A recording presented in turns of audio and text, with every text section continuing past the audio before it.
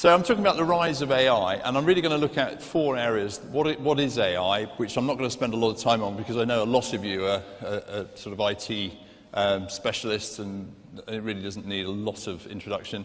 Then look a little bit about the ethics of artificial intelligence and look at how that is going to inform the debate about the rise of AI going forward. I then want to look at how AI, I think, is going to be used in education over the next few years. And then finally, I'm going to throw a hand grenade in characteristic Ian Yorston fashion and point out, I think, the dangers or some of the threats that might be posed to our sector by AI down the line.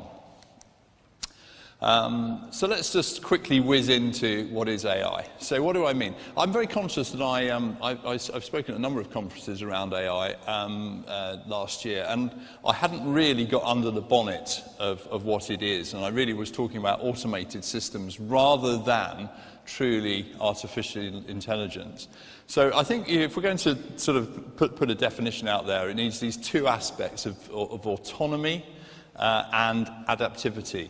So it's got to be autonomous and it's got to be adaptive. And, you know, really, fundamentally, it's that idea to be able to do things on its own, and it's going to be able to improve through learning that we often refer to as machine learning. I won't go into it any further than that. So moving quickly on to the ethics of AI, because I think this is a particularly important area. And I think that one of the worries I have about the introduction of AI is that we haven't had the ethical debate and discussions as a society in advance of the introduction of the technology.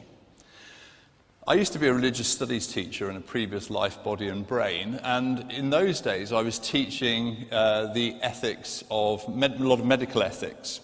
And in the 1990s, the Warnock Report came out in 1990, and it basically went through all of the ethical issues that we were going to face with medical ethics over the next 30 years.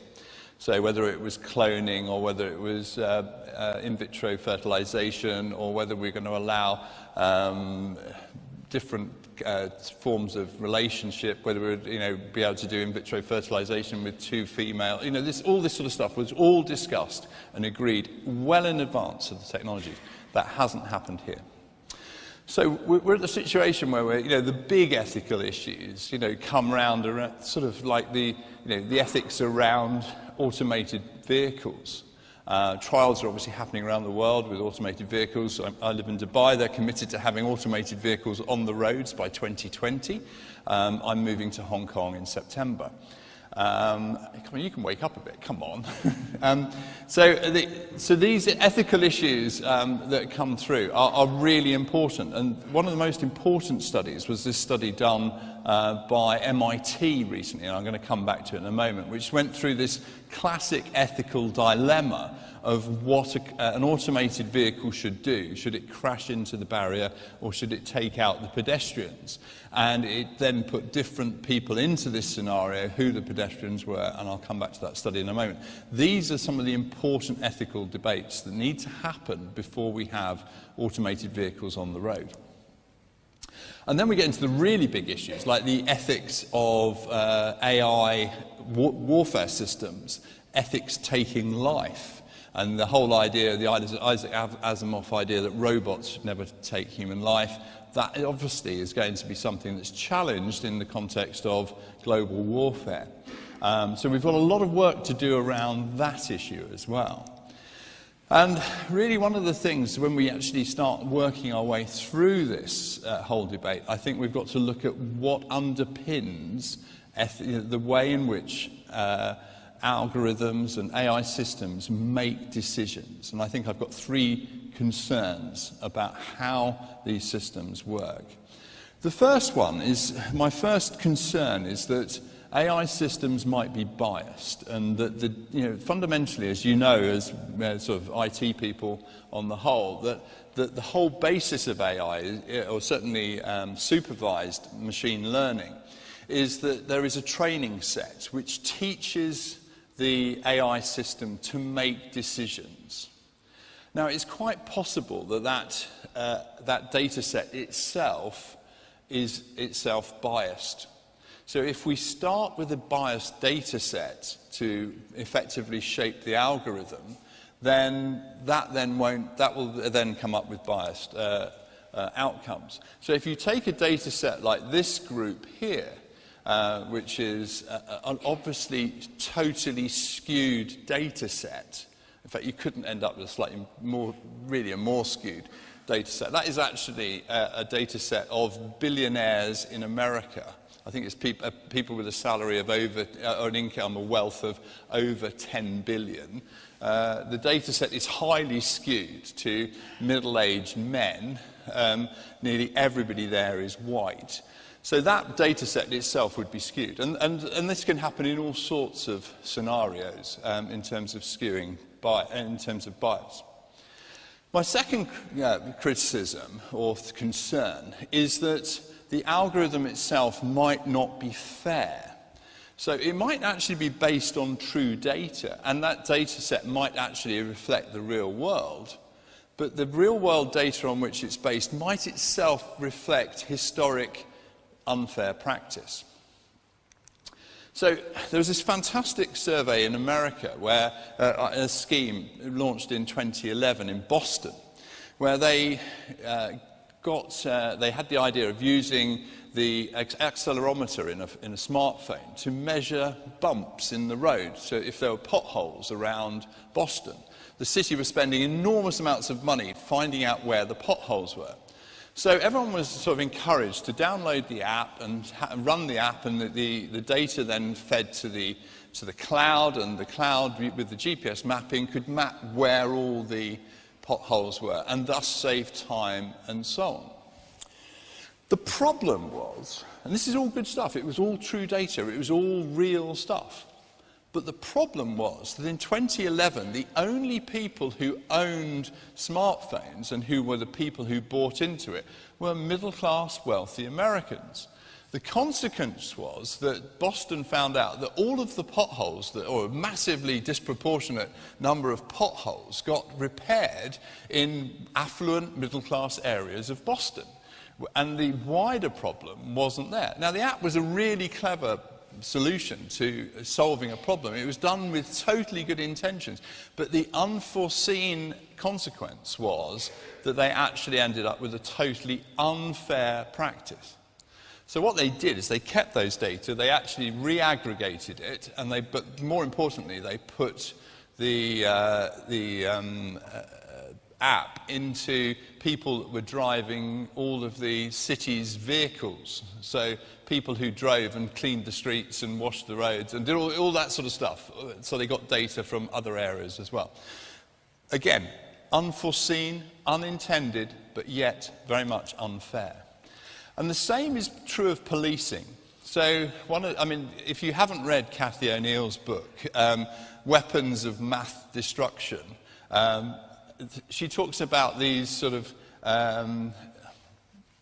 WMDs, these weapons of mass destruction, the idea of algorithms that cause damage.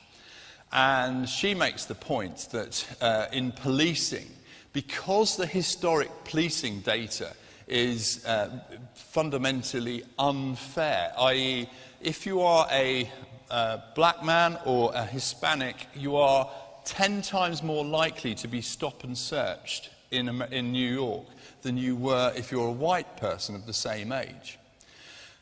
Therefore, the arrest data is skewed against those ethnic groups, and therefore, when they use the algorithm to send police to certain areas, they send them to areas where they're already biased. So the consequence of this is that the policing in these areas has actually increased because of an algorithm that was meant to be fair and so forth.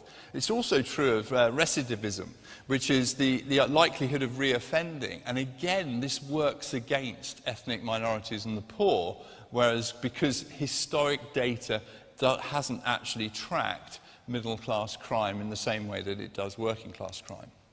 And so all of this leads to the idea that, that this data set might be unfair. So my second concern is that the data might be unfair.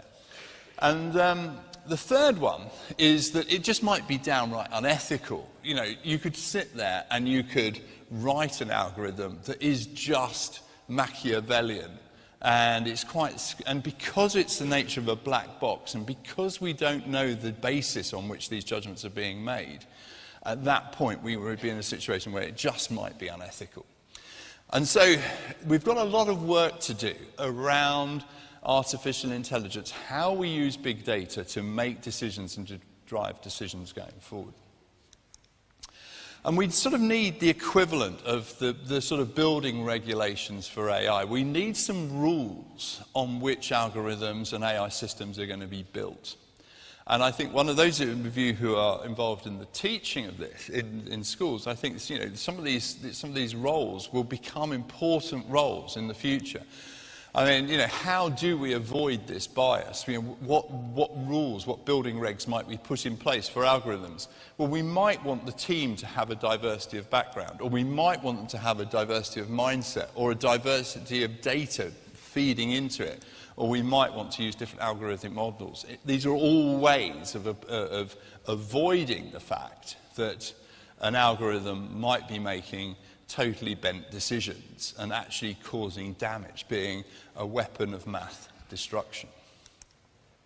So let's come back to this. So one solution that MIT are looking at is to take this classic dilemma and say, well, how do we decide as a society who we knock over? Do we kill the people in the vehicle, or do we kill the people on the pedestrian crossing? And, you know, who would make those decisions? You know, is it the car manufacturer? Is it politicians? Is it ethicists? Is it society as a whole? Well, MIT ran a really interesting study, and they went through the whole thing, and they sort of said, well, actually, there is a very interesting way we could do this. We could actually use big data to solve the problem. And so their solution was that they would use big data in the form of a massive experiment, a worldwide experiment, in order to collect data of what people thought in certain scenarios. So they used about 9 questions. It was very simple, online. People gave their opinion. They got nearly 40 million responses. And from those data, they were able to work out a priority across the world. And one of the interesting points in the study was looking at variations in different parts of the world. Now, this isn't a perfect study by any means. I mean, if you come from Central Africa, you haven't got much representation in this piece, but it's a step in the right direction, I think, where we all have a buy-in to what the ethical decision is. So here are some of the sort of solutions. You know, when they put a stroll, you know, a pushchair going across the pedestrian crossing, that was absolutely a no-no. You save children. You save.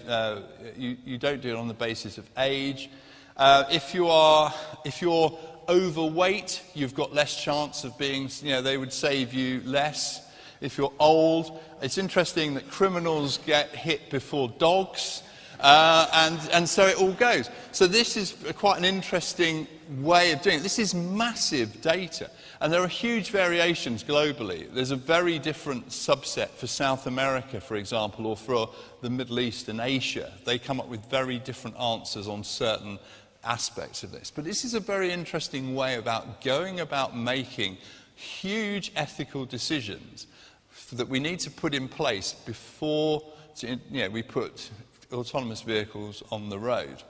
But to some extent, they do reflect our own prejudices. The fact that the algorithm is fundamentally fattest is quite interesting, I think, from an ethical point of view. So I would get on your diet now, because there's going to be a sort of autonomous vehicle coming your way soon. So at the end of all this, one of these jobs of the future that, that don't yet exist there will be no doubt, there will be ethical auditors who will have to be really good at programming to go in and get under the bonnet and open up the black box And so that it can say, well, the computer says yes for this reason, or the computer is biased for this reason. And that's why this project, which is at least 20 years too late, but you know, the Warnock Commission was there 20 years before it, this one's coming in with it. But this project is an enormously important project from a government point of view in terms of how we look at data. And Britain led the world with the Warnock report. The world basically followed what we did in terms of ethical guidelines around genetic engineering, cloning, and all these other things. And Britain needs to take a lead. Unfortunately, we seem to be a bit distracted by a whole range of other issues at the moment, including teachers' pensions. So when we come to education, I think we've got some really interesting questions to look at. We're looking at who owns the data, how secure is it, and all those sorts of issues. They're going to be, this is children's learning data. This is going to be data about how they've gone through learning program. Ethics is there. It's going to be a real issue. Access, level of access, fairness, the digital divide is a real issue when we come to algorithms. This is going to be a really big issue for ethics in education. Screen time versus human interaction is going to be an enormous debate going forward in terms of how these sort of systems work. You know, is there going to be a balance on learning from, say, a machine? And finally, how fair is the data set that's being done? I'm involved in a project at the moment. We use Sentry Tech. We're using it with our students in school. I run a very, in world terms, a very affluent school. All of the schools that are buying into it, on the whole, are in danger of being highly affluent, educated, middle class, if you like, type schools around the world are using this. The data set is going to be inevitably skewed. I know they're working very, very hard. I know they're doing a lot of work in Syrian refugee camps, which are totally the other end of the spectrum, but there is a danger, and I think actually Sentry are really trying to tackle it. So I think we need an ethical framework for how we're going to use AI in education, and given that this product is already out there, or many, many products are already out there, perhaps the debate is a little bit too late. So I'm really welcome that there is now the Institute of Ethical AI in Education. It's a think tank that's been set up by some eminent people, and it's great to be part of that process, and I'm very privileged to be on that group. So looking at education, I think education is going to go through an enormous period of disruption in the next 10 years. And I think it's going to be a really exciting but really difficult time for education. And I think there are three drivers to this. I think the first one is that there is a massive global teacher shortage. I mean, you know, it is on an enormous scale. Second one is that education is being privatized around the world. There's an enormous investment in education and into ed tech, and that's a big driver. And thirdly, I think that qualifications are becoming, or going to become, much less important going forward. And I think there's huge implications for our sector in that. So let's look at this then. So in 2016, the UNESCO produced a report about the future of teachers. And we need 44 million more secondary teachers globally by 2030. And that's an enormous number of teachers to find. And that's going to be an enormous challenge and strain on resources. And I think there's a very simple consequence of this, is that the model of a teacher standing in front of 20 to 30 students is just unsustainable. It's not going to work, particularly on a global scale, but it's becoming more and more expensive. And those of you bursars out there are already thinking teachers are much more expensive than they were a year ago because of pensions. I thought I'd just shut that one in because you said we shouldn't. Yeah, education is a very expensive thing. It's expensive for governments, it's expensive for parents, and it's increasingly expensive for students themselves who are taking out loans to go through university. So I think the way we look at education in business terms is going to change enormously.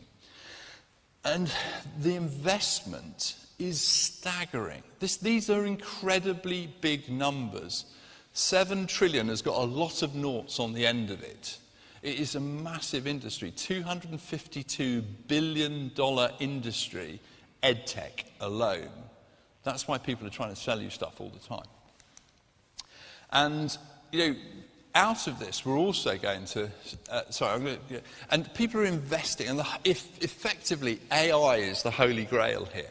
AI, the idea of being able to teach kids without having a teacher in front of a classroom, or a much cheaper model for teaching that is totally scalable in the way that online learning is going to be a really exciting challenge. Now, I think also GCSEs and A-levels and degrees are going to become far less important. You've already seen the debate around the future of GCSEs. I suspect very few of us will be doing GCSEs in 10 years' time. I think that's going to change. It's no longer a school-leaving qualification. People are fundamentally meant to be there till they're 18. So what is the point of GCSEs? And when you put alongside that the idea that actually qualifications are no longer used by massive proportion of employers, from Starbucks all the way to the Big Four and massive companies, are just disregarding qualifications.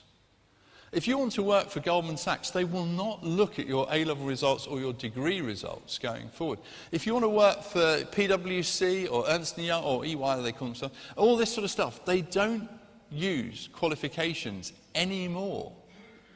And that's an enormous challenge for us, which I'll come on. So when we look at teacher shortages, is AI the answer? Well, I think the question is, will they ever replace teachers?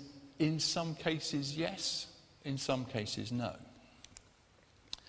And my wife, we were kicking ideas, insight into the Steed household. We do kick ideas around. And she came up with this really quite a profound insight into the whole thing, that the point, our schools, for which people choose to pay, will be in real trouble when people who can learn online will do so, do as well as people who don't.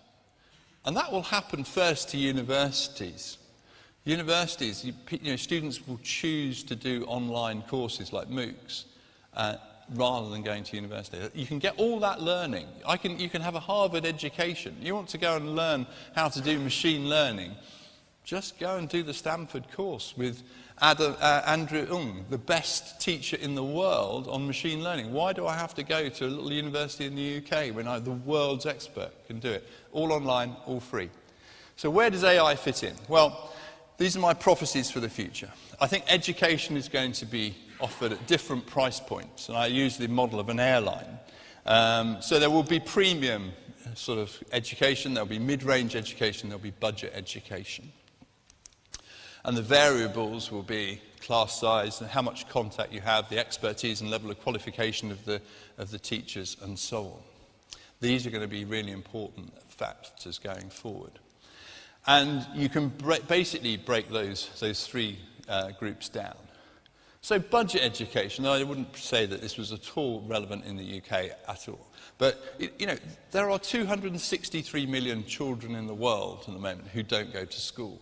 For them, online learning for free, like the Sujata and Mitra Hole in the Wall project, is exciting. It gives them access to education. And where does AI fit in there? Well, for them, it has the opportunity of providing them with learning going forward. In mid-range education, and we have a lot of this in Dubai, where people, it's blended learning is definitely coming in. People using video conferencing, using virtual teaching, using AI systems. And AI here will play a role of content delivery, assessment, and reporting to parents. And in premium education, like the schools that were represented here, AI will sit as a way of augmenting our teaching and learning. So I'll give you an example. We have millennial parents now, don't we? We have millennial parents fit into two categories. You end up with the sort of benign neglect parenting, where they really do nothing, and you see them, they just put their kids in front of iPads, and they do that at one end of the spectrum. And at the other end, you've got your sort of lawnmower parent, you've got your snowplow parent, you've got your parent, your tiger mothers of this world, who want everything all the time.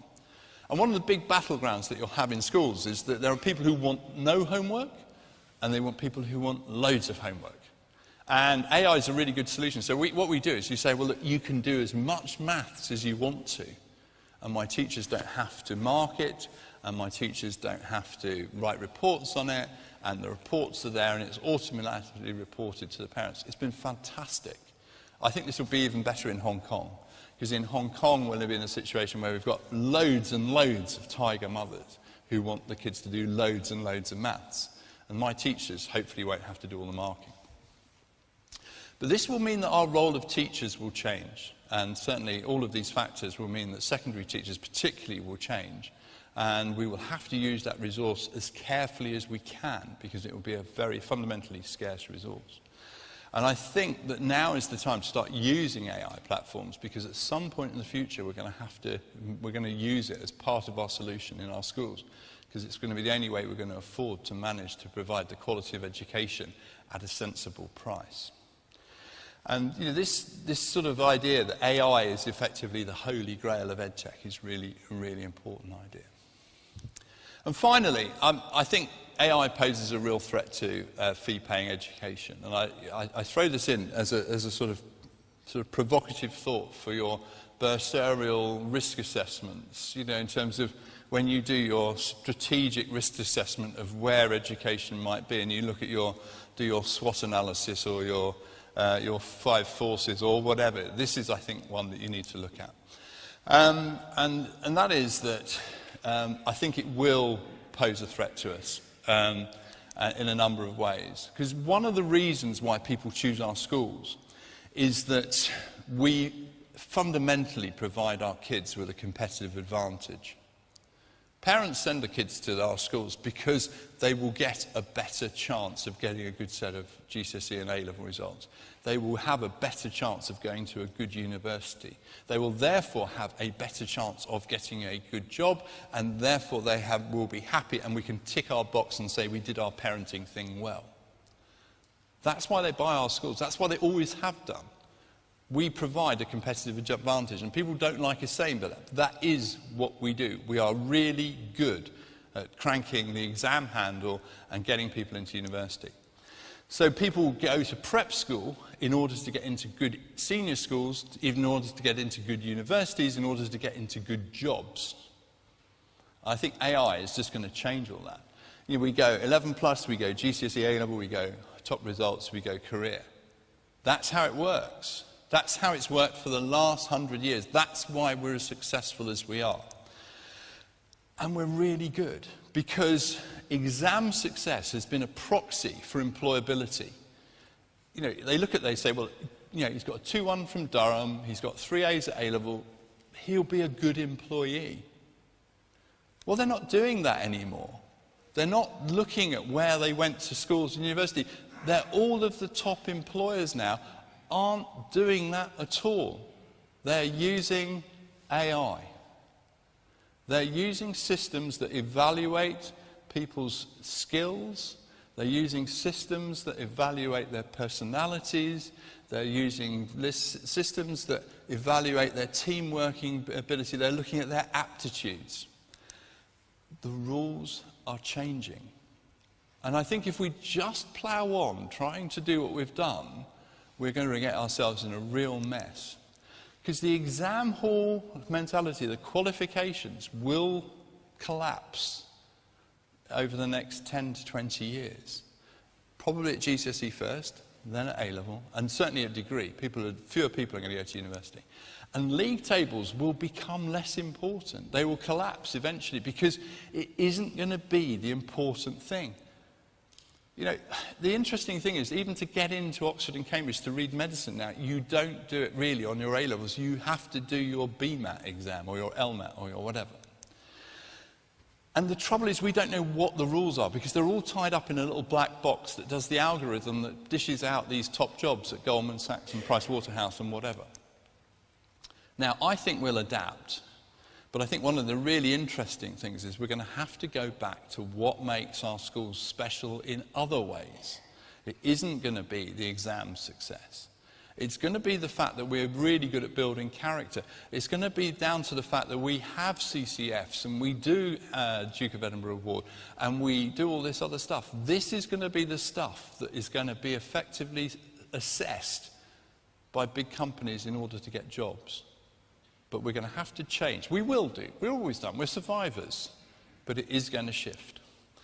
And in the short term, we've got this dilemma because we've got to do both. We have to jump through our league table hoop, and we also have to prepare people for a rounded education, for the world. And squaring that circle is going to be a real challenge for schools over the next 10 years. So that's my hand grenade, that's my thoughts. If you want to know a little bit more about this stuff, I really would recommend this course. It's about a 12-hour course from the University of Helsinki. It's free, it's brilliant. I really would recommend it. Everybody should do it. It gives a really good insight into how AI works. If you want to go a little bit deeper, go and do the Stanford Machine Learning course. Week 1 particularly is doable. And certainly this moral machine experiment is really good fun, and it certainly should be passed on to your RS departments back at school. And I thoroughly recommend Cathy O'Neill's book because it will scare you absolutely senseless. Thank you all very much indeed.